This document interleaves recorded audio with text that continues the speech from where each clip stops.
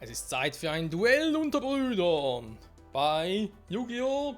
Legacy of Duelisk Link Evolution mit der schwierigen Liebe zwischen Cyrus und seinem Bruder Zane. Obwohl es eigentlich rein optisch gar nicht so aussieht. Weil Zane ihm noch seinen Anzug aus ja, seiner Akademiezeit trägt und Cyrus ja bereits bei Raiello ist. Aber hey, ist ein anderes Thema, nicht wahr? So. Bin gespannt, ob ich dieses Mal gewinnen darf oder mir wieder irgendwas anderes vorgesetzt wird.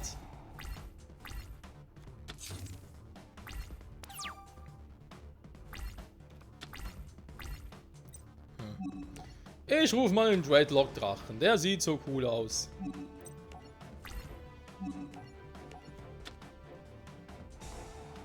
Ist aber gar nicht cool. Aua.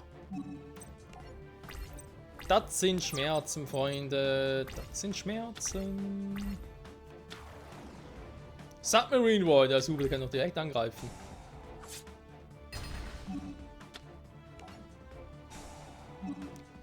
Aber dringend Stufe 3 Monster und zwar am besten.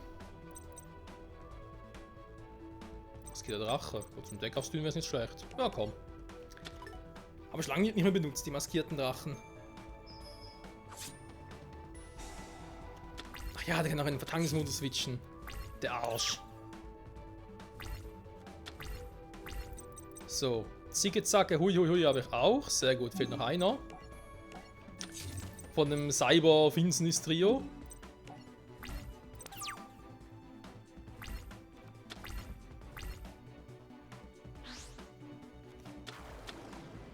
Rescue Roid!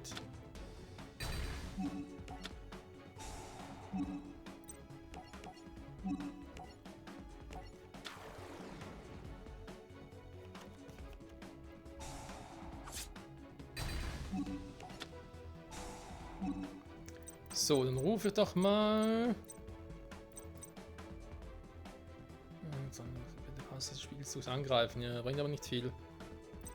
Stärker man es auf dem Feld hat. Nee, da brauche ich schon irgendwie auch etwas mehr oder weniger Starkes zumindest. Ja, komm.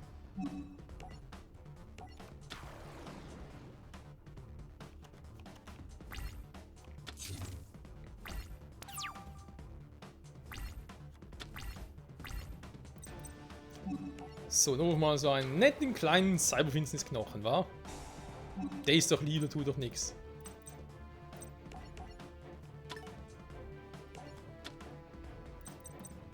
Warte mal, bei ihm erhöht sich um 500, wa? Aber er verliert, wenn er angegriffen wird. War ja klar. Ganz ehrlich, was hat Cyrus für ein Problem? Einerseits und andererseits für ein Glück. Der hat ein Kartenglück, das ist nicht mehr normal, Freunde. Könnt ihr sagen, was ihr wollt.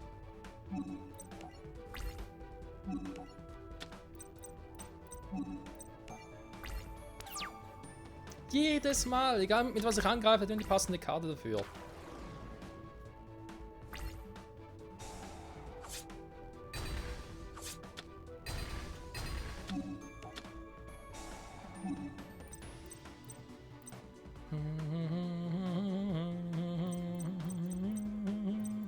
Naja, Deck ausdünnen ist schon klar, aber...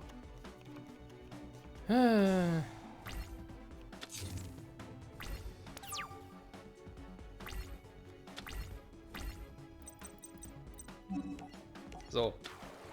Ich rufe mal einen Jagddrachen.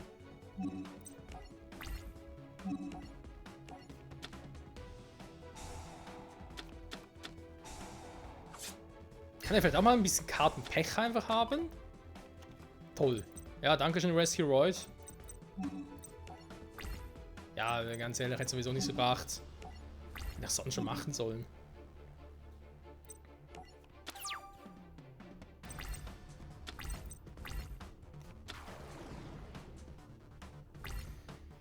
Ja, Freunde, auf ein neues. Oh Mann, ey. Wisst ihr, ich habe nichts dagegen. Ich muss anders formulieren. Natürlich habe ich was dagegen, wenn ich irgendwie auch Kartenpech habe. Aber wenn dafür die Gegner immer so ein Kartenglück haben, damit habe ich ein Problem. Klar, es ist Yu-Gi-Oh! Glücksspiel, etc., etc. Ja, aber sorry, es gibt genug Karten, um dem entgegenzuwirken, ein bisschen mehr Speed reinzubringen und so und sehen. Ich weiß auch nicht, wo hat er seine Cyberdrachen gelassen? Die müssen irgendwo sein, weil ich habe einen Cyber-Enddrachen im Fusionsdeck. Aber ich sehe von dem nix.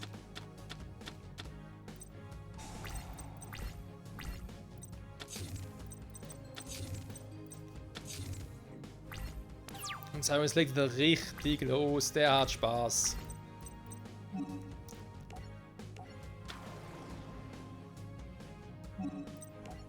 So, was kommt jetzt? Okay, kommt leider nichts, das wundert mich halt ein bisschen. Kein magischer Zylinder oder so etwas.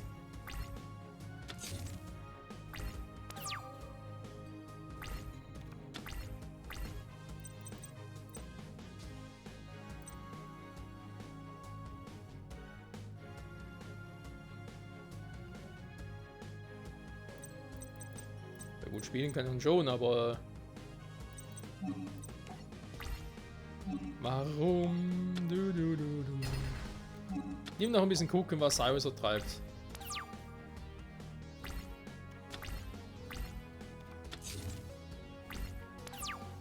Viele offenbar nicht, ich glaube auch ein bisschen Kartenpech, wie es aussieht. Ich rufe mal eine nette Zacke. Ja, ein bisschen schwierig, Kumpel, ich weiß. Oh, Truckroid. Ne, der ist ein bisschen imbar. Das wird nix, das wird nix.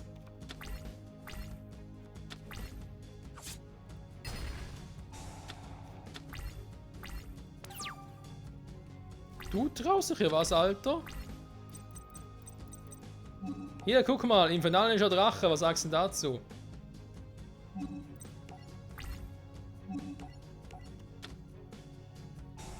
Ah, jetzt spielt er sie, vorher hat die ganze Zeit nicht gespielt.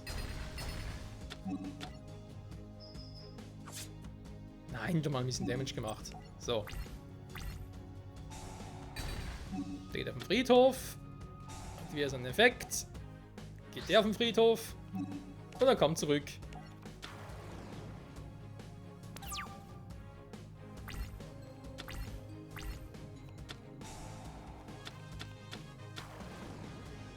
Express Roid. Tut tut. Ja, und nun? Oh. Wieso fange ich aus doof? Alter, funktioniert 4 Monster, ernsthaft? Super Vehicroid Steel Union.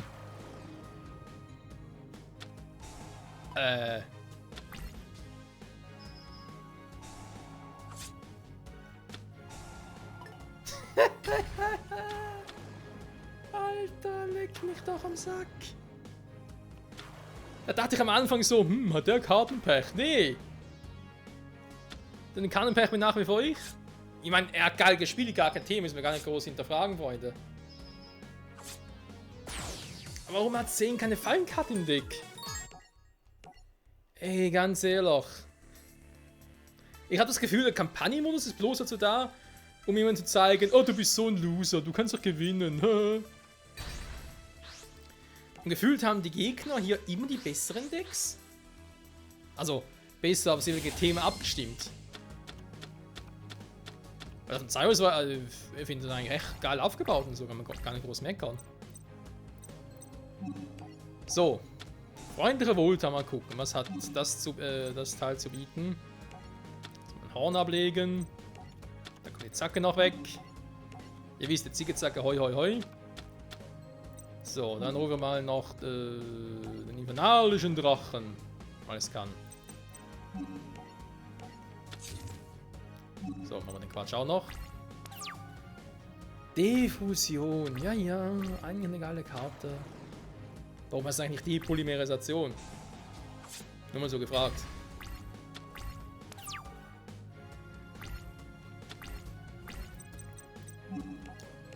So, Zacke, erscheine! Was? Ah, da war Stufe 4. Oh, bin ich ein Trottel. Okay, bin ich jetzt selber schuld? Okay, stimmt.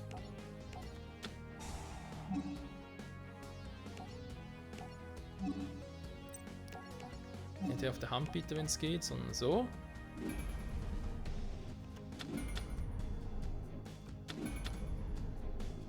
Und Fusionsbeschwörung. Cyber, Finsternis, Drache, erscheine.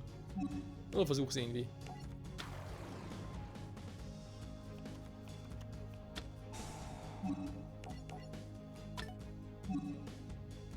Nee, passt schon, danke. So. Nee, ist gut.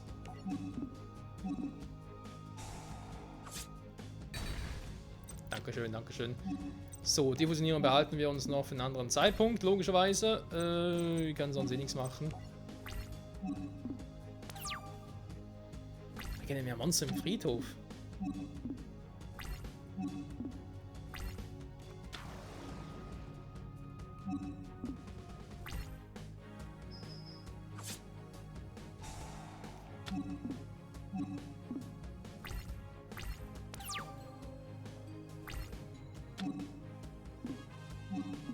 Nee, passt schon, danke. So, dann rufen wir doch mal Dreadlock-Drachen. Vermissen wir Speed? Nee, ich rufe mal den Jagddrachen. Der jagt ja so gerne.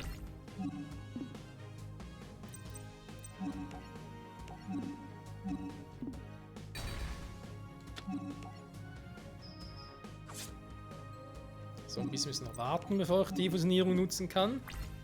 Aktuell nützt es mir doch nichts, 3 relativ schwache Monster zu rufen. Aber das ändert sich jetzt. Nee, nicht wieder. Ja, wieder Cyclopa, natürlich.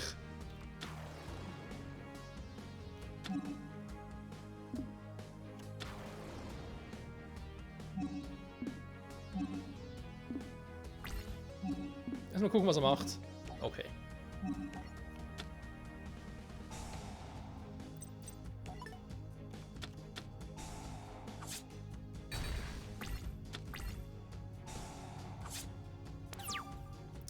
Tja, Pech gehabt sei. Hätte auch funktionieren können, Kumpel. Machte nichts draus. So, freundliche Wohltat. 3 Karten ziehen und ein paar abwerfen, logischerweise. Emo kann weg.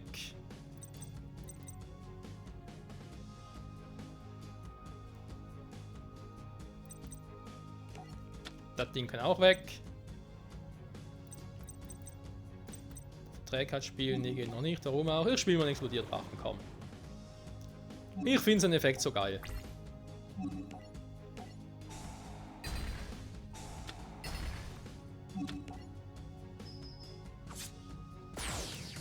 So, Freunde, endlich geschafft. Meine Fresse, ey. Zwischenzeit traf Maximilian Pegasus mit Kanzler Shepard. Danke, dass ihr so kurzzeitig Zeit hatten, Kanzler. Ihre Webseite ist außer Betrieb und ich brauche ein Update bezüglich des GX-Turniers. Was sagen Sie, wie schreien die Dinge voran? Nicht so gut, wie wir gehofft hatten. Dann nehme ich an, die ultimative Schicksalskarte hat es noch nicht gezeigt. Ich bin mir sicher, dass dieses Turnier wird sie zum Vorschein bringen. Was ist so besonders in dieser Schicksalskarte? Sie wurde vor 10 Jahren von einem meiner Mitarbeiter entwickelt. Doch bevor die Karte veröffentlicht wurde, wurde sie gestohlen und ist nie wieder aufgetaucht. Wer würde denn eine Karte stehlen? Wir sind uns nicht sicher. Mein Wissenschaftsteam hat eine Theorie entwickelt. Dieses weiße Loch, das Sie genannt haben, schien Lichtwellen über das Universum auszuströmen.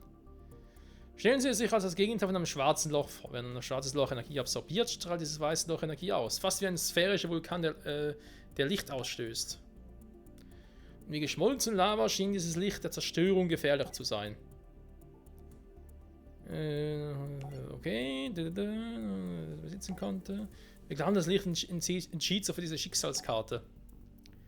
Und dass diese Schicksalskarte nur von einem Licht kontrolliert wird. Boah. Das ist natürlich schlimm, wenn eine Karte von einem Licht kontrolliert wird. So, die Hand der Gerechtigkeit. Ja, wir haben natürlich wieder einiges übersprungen hier. Wir haben irgendwie Esther Phoenix mit seinem quasi Duell, wo es darum ging, die Schicksalskarte wieder zu finden, die sein Vater entwickelt hat, nicht wahr? Und die er gestohlen wurde. Das Duell ist gar nicht drin, weil das Duell jetzt hier, die Hand der Gerechtigkeit, ist ja das letzte Duell der aktuellen Staffel, also der 2. Staffel, weil hier geht's ja entweder hier oder hier. Nee, das ist schon die 3. Staffel, ja. Ah, Kristallungeheuer wird auch geil. Ich kämpfe ja gegen Kristallungar. Ja, hier kämpfe ich mit, okay.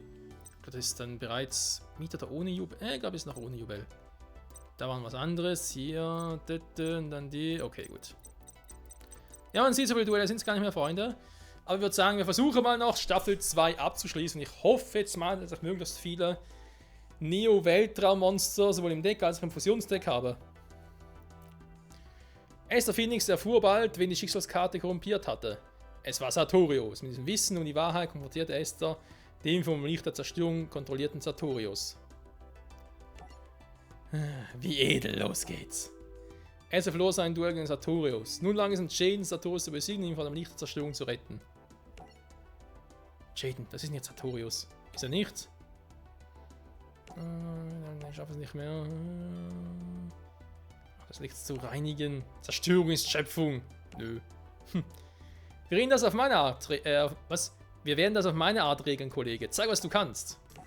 It's time for a duel. Synchronträger.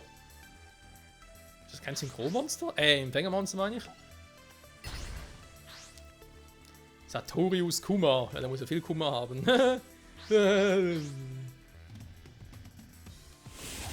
Ich trinke mal einen Schluck. So, was haben wir da Schönes? Ja.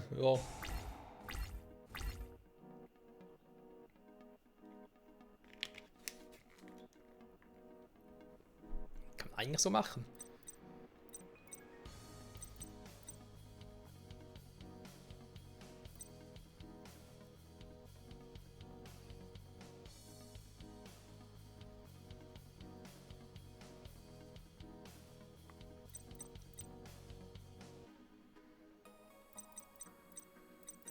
Ein bisschen doof, wenn ich irgendwie jetzt ein Neo-Monster rufen will. Grand Neos mit Grand Hole, ja, kombiniert, das ist logisch. Neo-Weltraum Glow Neos. Aqua Neos, ja. Ah, hier haben wir ihn. Air Hummingbird, also Air Neos. Gut, das wird schon mal funktionieren. Jo, würde man sagen, ich ruf mal Air Hummingbird. Kriegen ein paar Erfahrungspunkte. Beziehungsweise Lebenspunkte natürlich. Ah, sehr schön. Ja. Sonst kann ich leider noch nichts machen.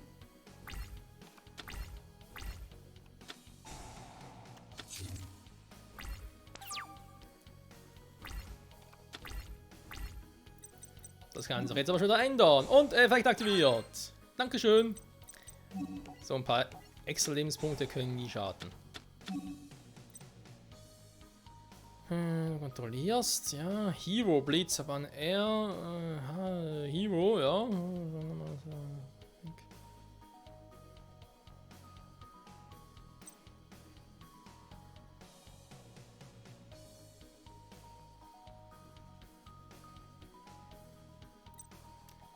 Das wäre natürlich schon mal geil. Ich schicke mal R auf den Friedhof und ich schicke auch mal Neos auf den Friedhof, damit ich ihn direkt mal rufen kann. Das kann ich angreifen, ist auch gerade egal. Ich rufe das Spiel Neo Weltraum. So. Jetzt muss ich ganz kurz gucken. Wenn ich jetzt eher Hummingbird rufen würde.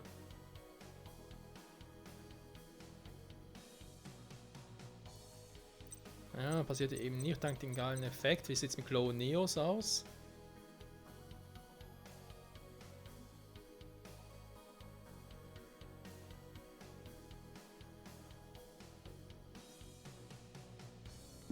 Okay. Rufe ich erstmal Glomos. Und spiele dann Stilles Verhängnis. Zeig dich. Elemental Neos. Neos Kick. Oder Neos Schlag, wie auch immer. So, jetzt wird es Zeit für eine Spezialbeschwörung und zwar für Glow Neos. So, ins Deck mit euch.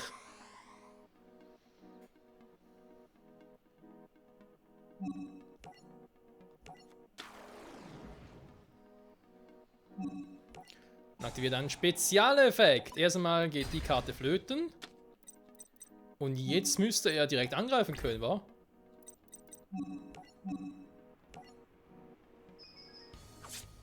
Das ist natürlich geil. Das macht Spaß. Die Frage ist, bringt es etwas mit Hummingbird hier anzugreifen? Zumindest sehe ich mal die Karte. Oh, der Streitwagen. Hässliche Karte. So, mit dem Rest kann man gar nichts anfangen. Was? Mische diese Karte ins Extra-Deck. Nö. Will ich nicht. Ich habe Neo-Weltraum. Dank der müssen die Neo-Weltraum-Fusionsmonster nicht zurück ins Deck.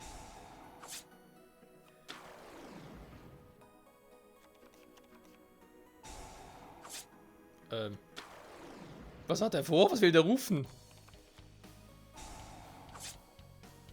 Hä? Baut einfach eine Verteidigung auf. Ja, fast.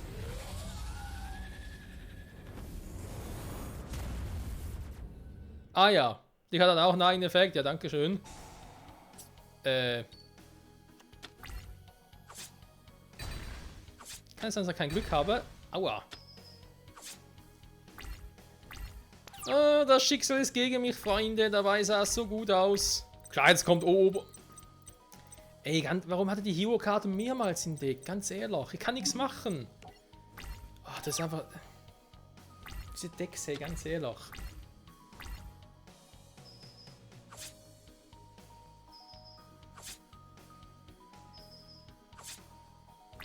So, komm bitte Herz erkannt, das war aber ganz dringend.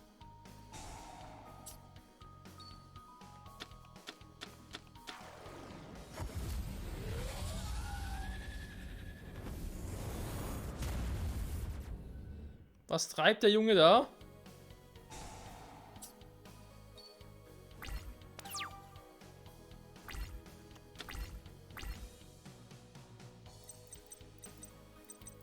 Tja, das ist nicht... Das, ganz ehrlich. Das Dümmste, was hätte passieren können, Freunde. Wirklich das Allerdümmste. Jo, und das war's.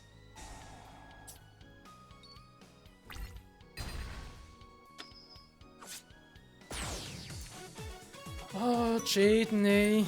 Und ich dachte schon, Sainsdeck wäre irgendwie eine Katastrophe. Jetzt kommt der noch an, ey. Oh Mann, dabei fing es so gut an. Die Strategie da mit Clone Neos und so, mit der gegnerischen Zauberkarte, die mir eigentlich Glück bringen sollte. Und, oh. Freunde, nächste Folge machen wir hier weiter. Ich bin gespannt. Ich hoffe, ihr auch. Und ich hoffe, wir sehen uns in der nächsten Folge wieder. Bis dahin, ciao zusammen.